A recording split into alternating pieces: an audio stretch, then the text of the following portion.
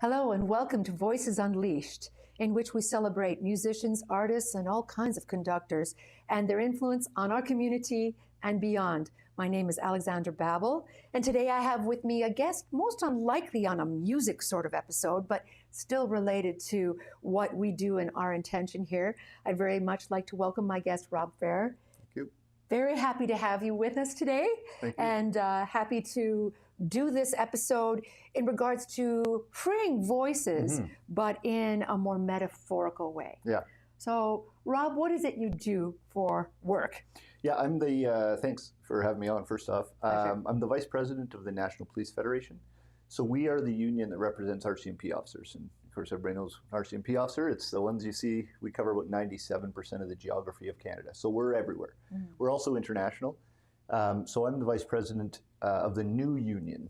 So as it relates to Voices Unleashed, we've only been around for about 5.5 years, whereas the RCMP's been around for 150 years. Oh, wow. So we are a brand new union in the policing context and really in the whole Canadian labor context.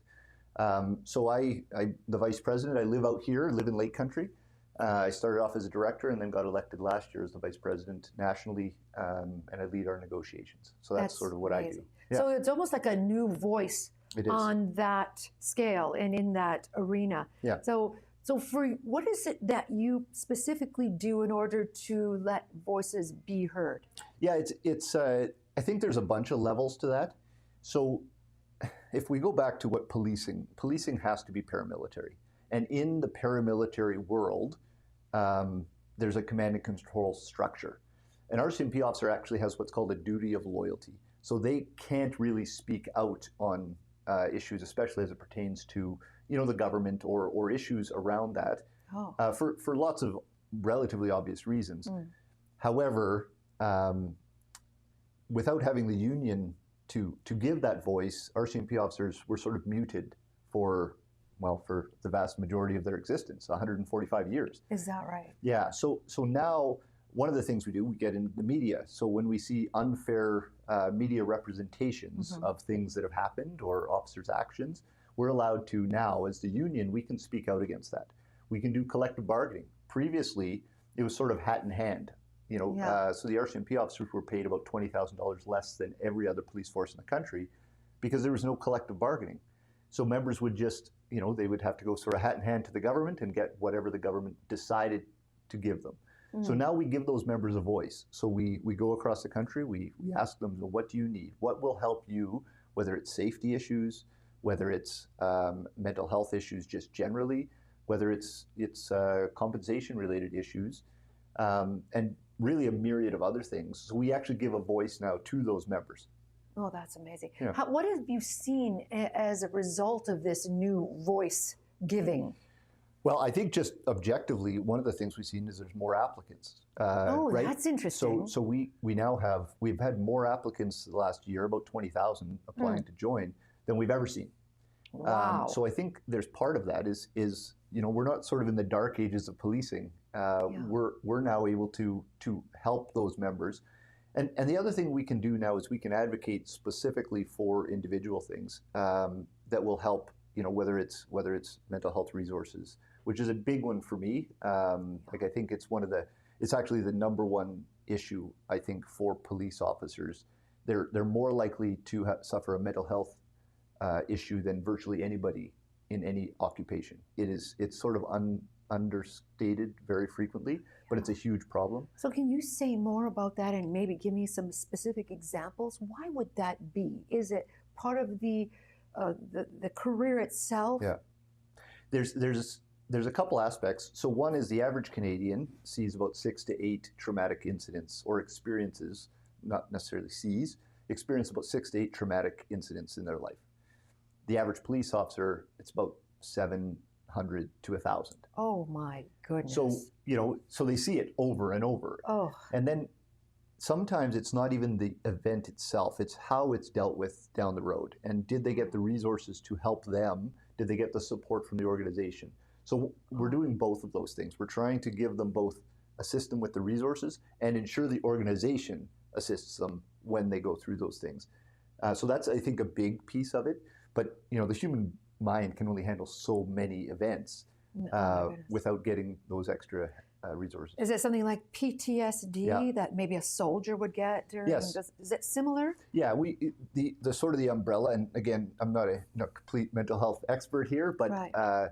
they fall under the umbrella of OSIs, which are occupational stress injuries. So you've got PTSD, major anxiety disorders, depression disorders, and the RCMP, and part of it, we work in some very remote areas. Like I started in a place called Yellowknife, which a lot of people have heard of. Yeah. And then when I was 23 years old, I got transferred to a place called Polituck. So Polituck, not many people will have heard of. No.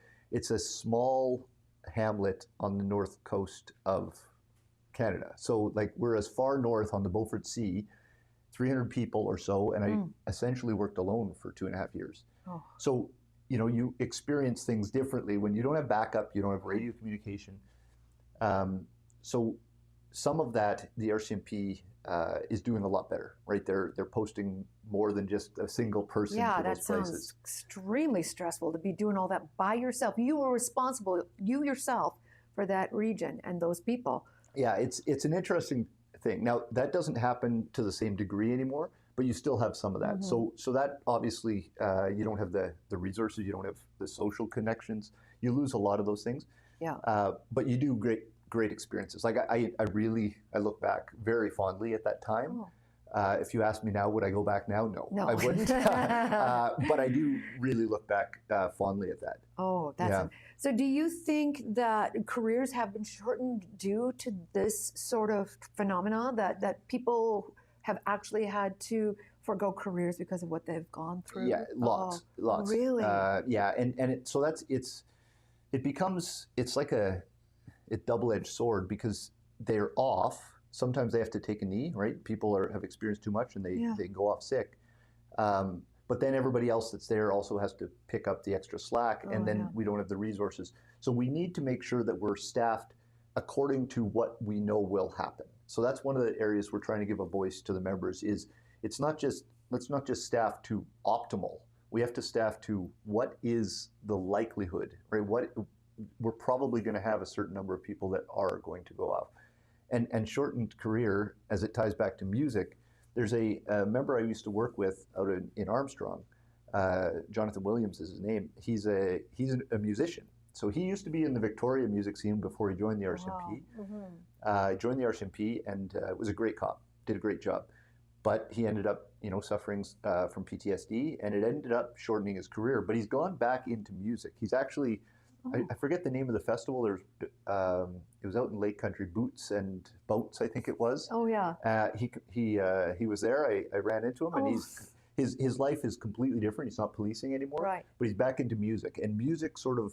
I know a number of people that I worked with that actually, that music has helped them get out of that. So it is sort of tying it back to the theme of your show. Like it certainly ties in, and I think of some of the traumatic events. It's interesting how music affects you. Like I could remember if I hear a certain song play, it will remind me of driving to a specific call. Still, 15 or 20 years later.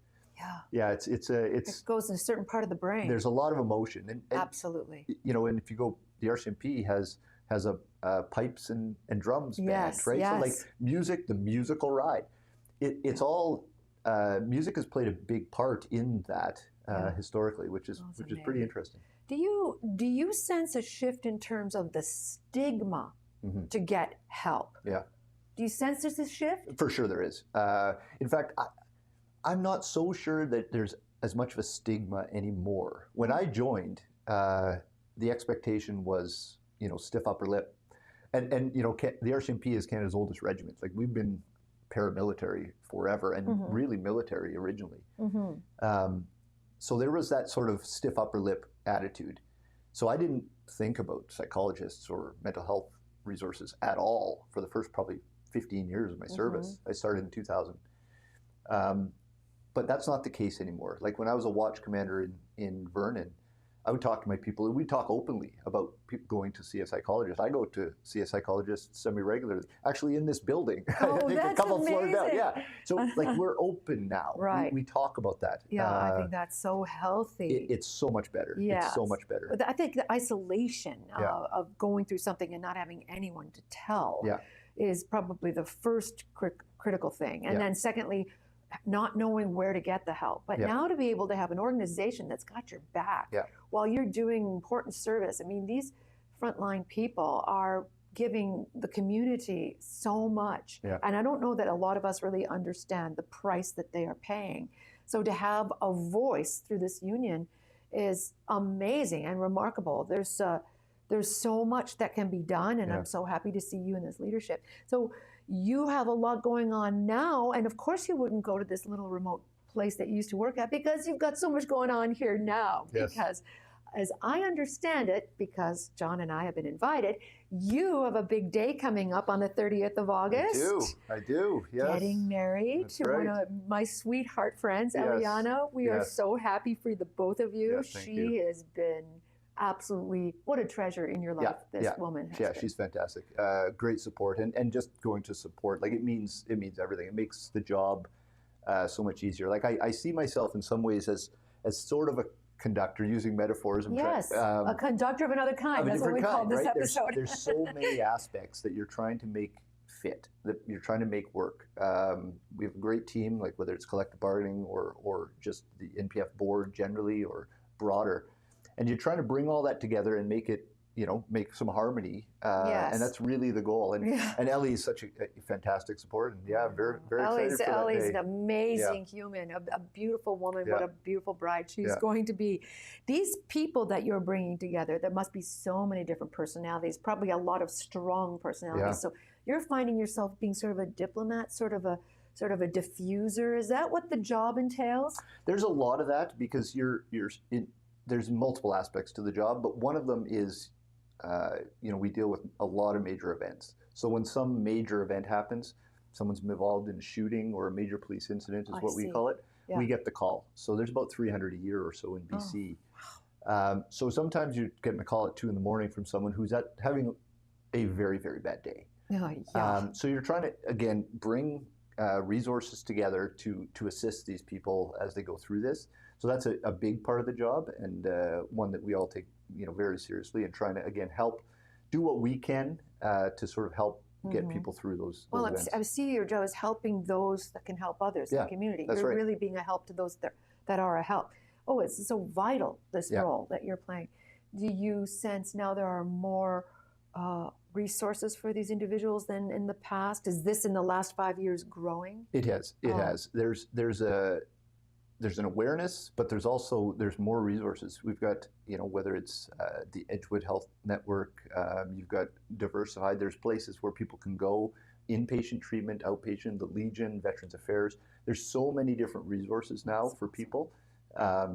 They just need to reach out, and we can assist them with that. And that's another part of the job that I really, really enjoy, is trying to, you see the end result, right? You see where someone's at, and sometimes it's very dark. Like sometimes they're in a very bad spot.